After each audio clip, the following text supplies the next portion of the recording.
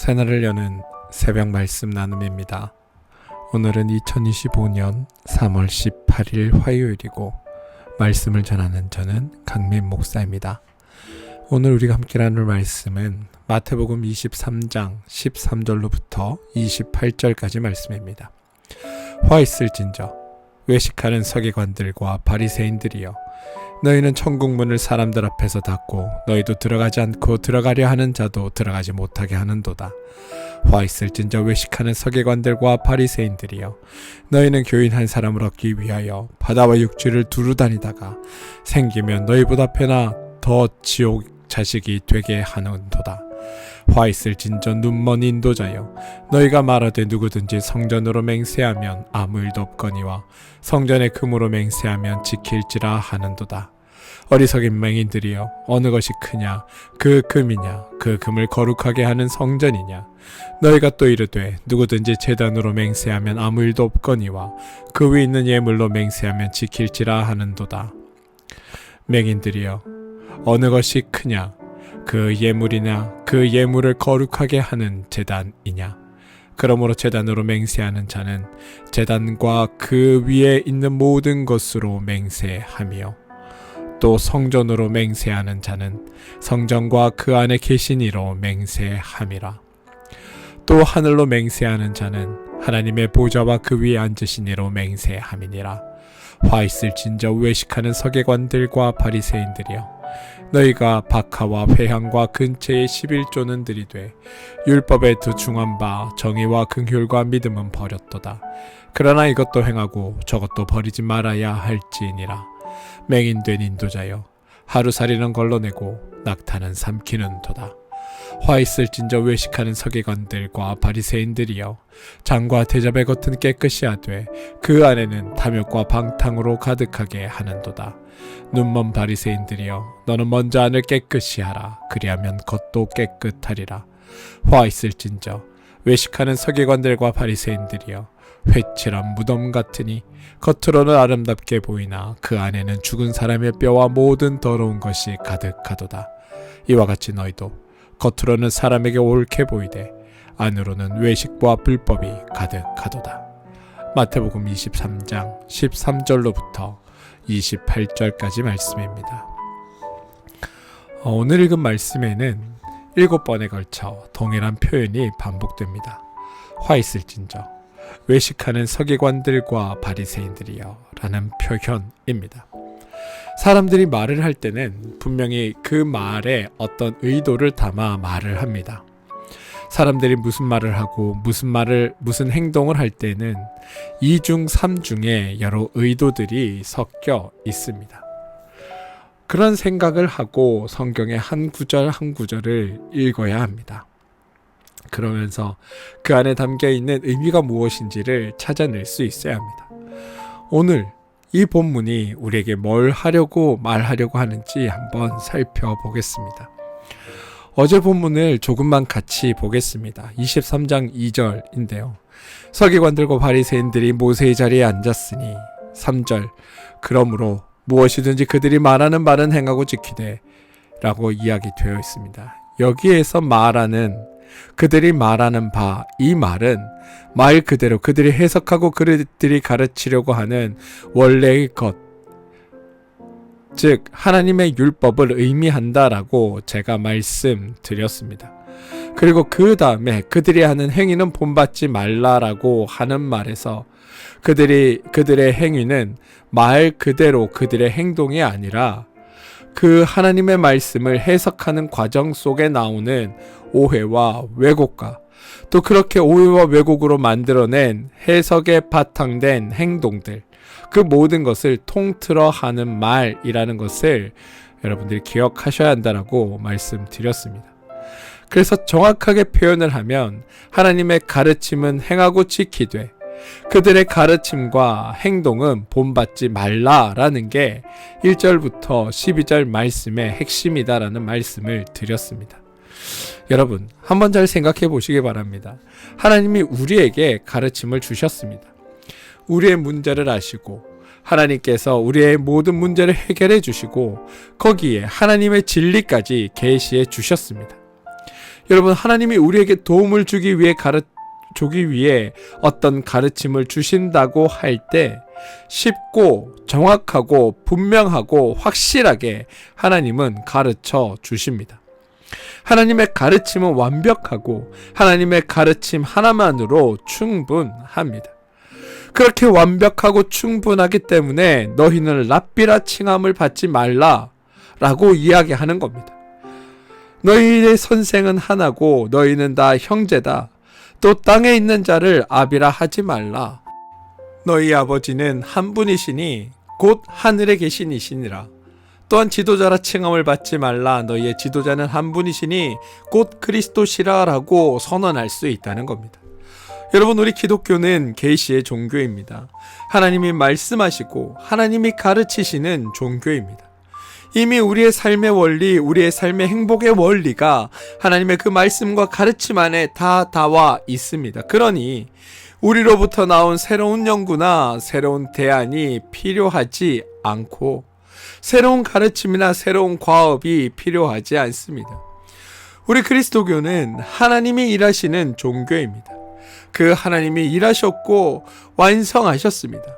더 정확하게는 완성된 종교고 성취된 종교라는 겁니다. 따라서 우리 기독교가 어떤 목표를 제시하고 그 목표를 이루기 위한 수단과 방법을 운운한다면 그 사람이 바로 선생이고 지도자고 그 종교는 이미 그리스도교가 아닌 게 되어 버리는 겁니다. 다시 한번 강조드립니다. 우리 그리스도교의 본질은 하나님입니다. 기독교의 독특성 또한 하나님으로부터 말미암는 겁니다. 하나님이 존재하시고 하나님이 창조하시고 하나님이 완성하십니다. 그게 우리의 종교가 다른 종교와 가지는 가장 큰 차이입니다. 우리가 하나님께서 만드신 이 창조 세계의 그 복락들을 누리는데 실패하자 하나님이 우리에게 행복의 원리를 가르치시고 하나님이 십자가를 지심으로 우리를 구원하십니다. 우리 그리스도교의 역사는 그래서 하나님이 행하시는 겁니다. 이게 기독교의 특징입니다.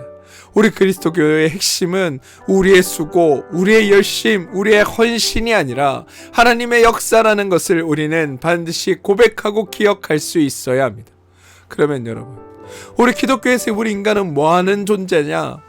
성도는 뭐하는 자들이냐? 라고 물으실 수 있습니다. 그런데 여러분, 성도가 하는 일은 오직 하나, 하나님을 나타내고 증언하는 겁니다.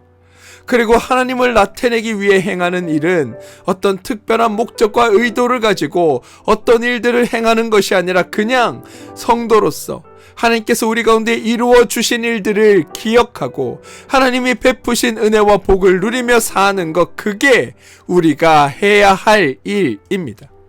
이미 그런 삶 자체가 하나님을 증거하고 하나님을 선포하는 삶이 되는 겁니다. 사랑하는 성도 여러분, 저와 여러분은 성도입니다. 성도는 하나님을 위해 무엇을 할까 이런 고민을 하는 존재가 아닙니다. 하나님이 나를 위해 무엇을 행하셨는가 그거를 깨닫고 알고 그 사실을 나의 삶 속에 누리며 사는 존재가 성도입니다. 이걸 착각하시면 안 됩니다. 이것을 이해한다라는 전제하에 오늘 말씀을 조금 보겠습니다. 오늘 말씀에 반복되는 표현이 있습니다. 화 있을진저 외식하는 서기관들과 바리새인들이여 라는 말입니다. 여기서 중요한 단어가 하나 나오는데 바로 외식하는 이라는 말입니다. 여러분, 이 외식이라는 말은 성경 안에서 몇 가지의 의미를 가지고 있습니다. 오늘 본문에서 이 외식은 어떤 의미로 쓰였는지 우리가 한번 확인해 보길 원합니다.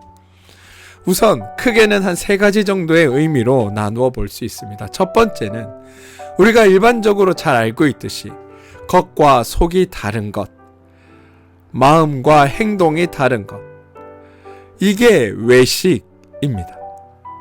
그런데 우리가 이 외식에 대해 잘 알고 있다라고 생각하지만 의외로 우리가 이 외식을 착각합니다.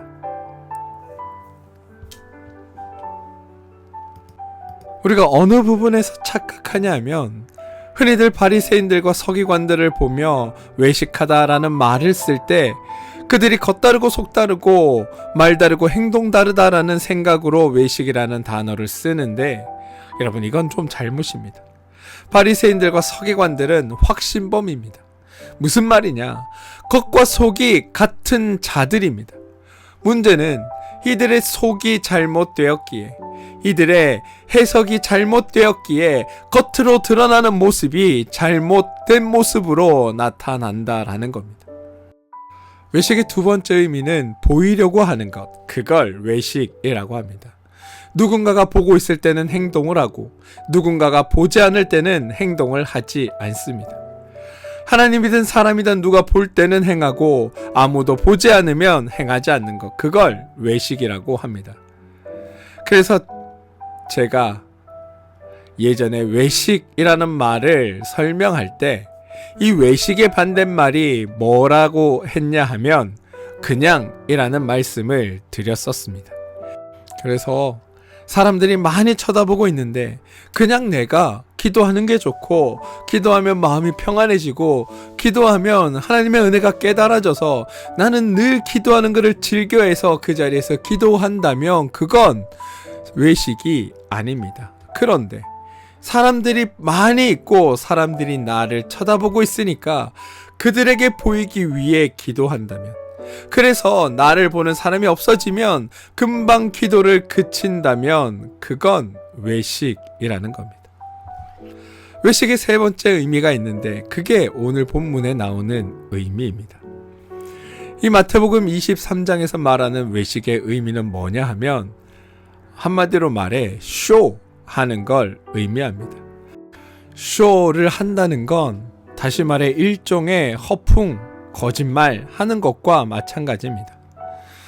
어떤 수단과 방법이 있을 때 그 수단과 방법으로 행동을 하면 당연히 그 행동에 대한 결과로 인해 무엇이 성취되어야 하는데, 수단과 방법을 사용했음에도 불구하고 만약 그 일이 성취되지 않는다면 그 수단과 방법은 쓸모없는 것, 무용한 것, 거짓이 되고 헛된 것이라고 말할 수 있습니다. 그걸 외식이라는 말로 표현한다는 겁니다.